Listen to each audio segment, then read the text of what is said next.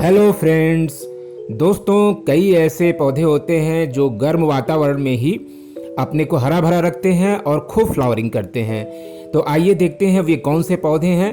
तो सबसे पहले जो मैं नाम लूँगा वो है लाल वाला ओलियंडर, यानी रेड ओलियंडर। दोस्तों, ये पौधा एक ऐसा पौधा होता है कि जो बहुत ही कम रख रखाव की ज़रूरत इसको होती है, और साल भर के मतलब ये समझ लीजिए कि ठंड के कुछ महीनों को छोड़ करके, बस 1-2 महीनों को छोड़ करके, और ये ज़बरदस्त फ्लावरिंग करने वाला पौधा है। अगर आपने इसको ज़मीन में लगा दिया तो पूरा पेड़ फूलों से भर जाता है। अब देखिए, आपने देखा होगा कि सड़क में जहाँ पे डिवाइडर होते हैं सड़क पर, वहाँ पर इसी पौधे को लगाया जाता है, क्योंकि ये खूब जम के फ्लावरिंग करते हैं और इनको बहुत कम रखरखाव की भी ज़रूरत पड़ती है। तो इस तरह के फ्लावर को हमें अपने गार्डन में ज़रूर जगह देनी चाहिए। और ये देखिए, ठंड के बाद जैसे ही गर्मी शुरू हुई, खूब इसमें कलियाँ आनी शुरू हो गई हैं। और बस थोड़ा ये ध्यान रखना चाहिए कि बीच बीच में इसको पानी की मात्रा देते रहना चाहिए, और बहुत ज़्यादा पानी भी नहीं देना चाहिए।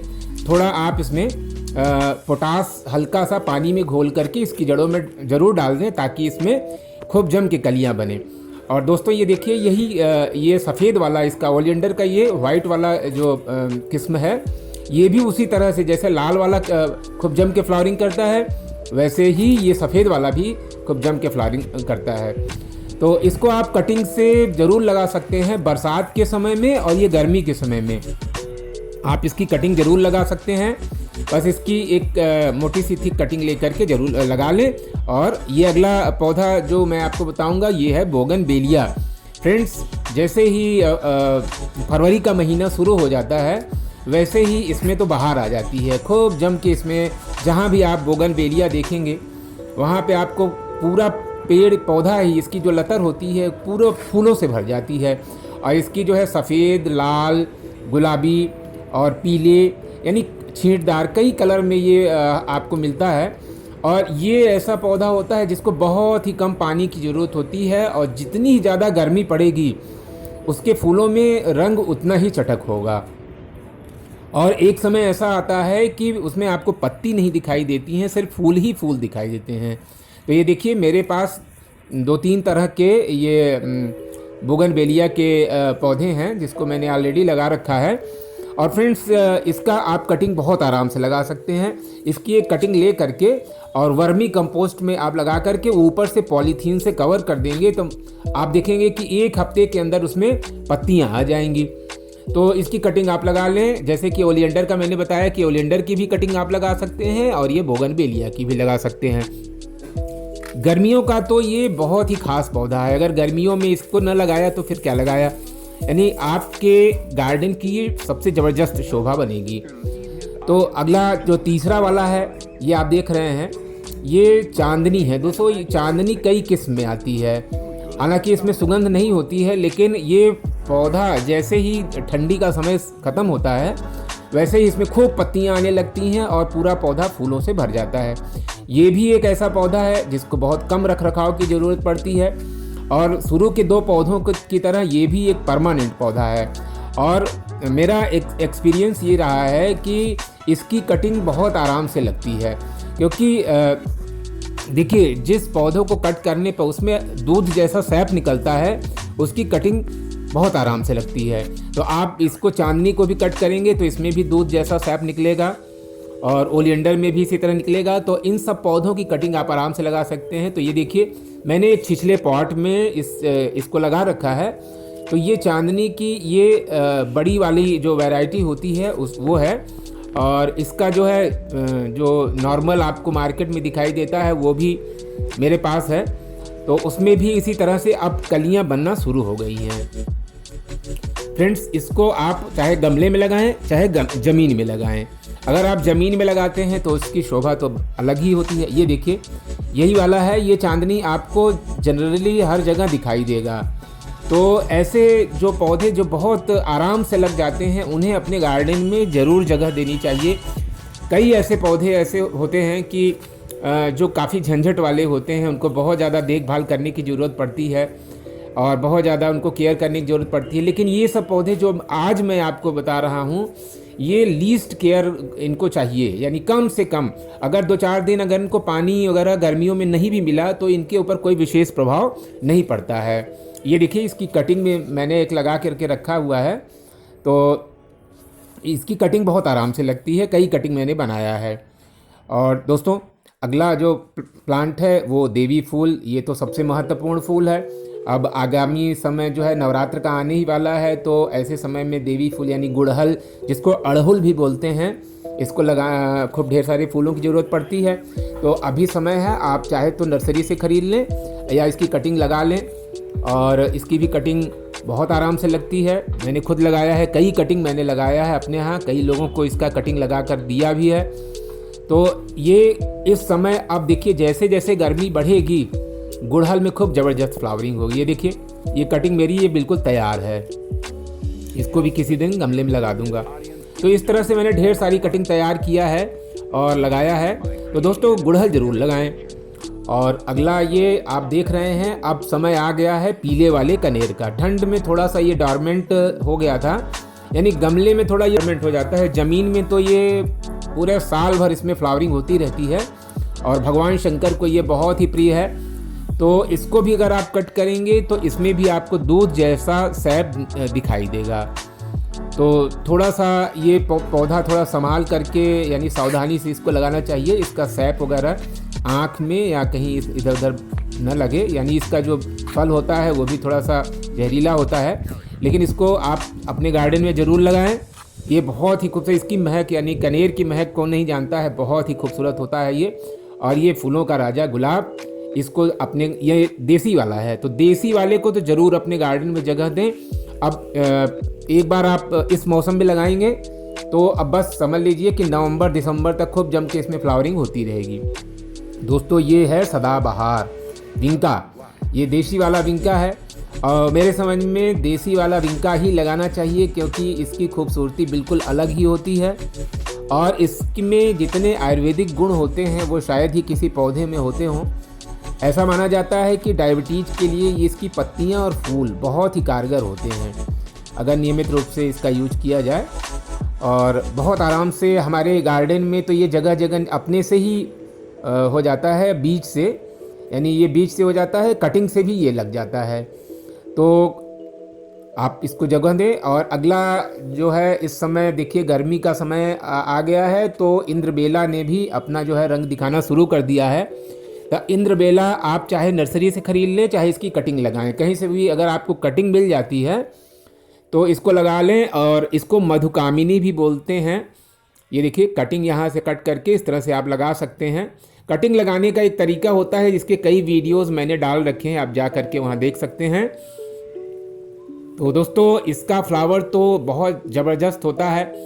एक्चुअल में इंग्लिश में इन सबको जैस्मीन ही कहते हैं और हम लोग इसको इंद्रबेला या मधुकामिनी और तमाम इस तरह से देसी नामों से बुलाया जाता है।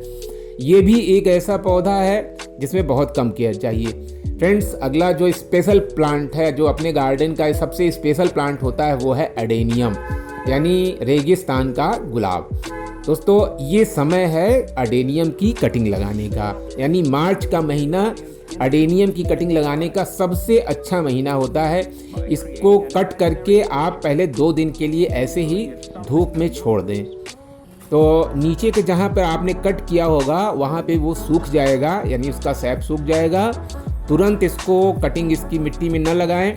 और मैं तो ये कहूँगा कि इसकी कटिंग आप काट करके सीधे बालू में लगाएं, मिट्टी में न लगाएं। मिट्टी में थोड़ा सा डर रहता है कि कहीं फंगस वगैरह न लग जाए। और अगर नई मिट्टी है तब तो कोई बात नहीं है, वरना आप बालू में लगाएं, आप देखेंगे बिल्कुल अच्छा रिजल्ट आता है।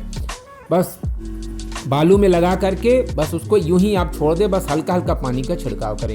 फ्रेंड्स, ये है रात की रानी यानी नाइट जैस्मिन।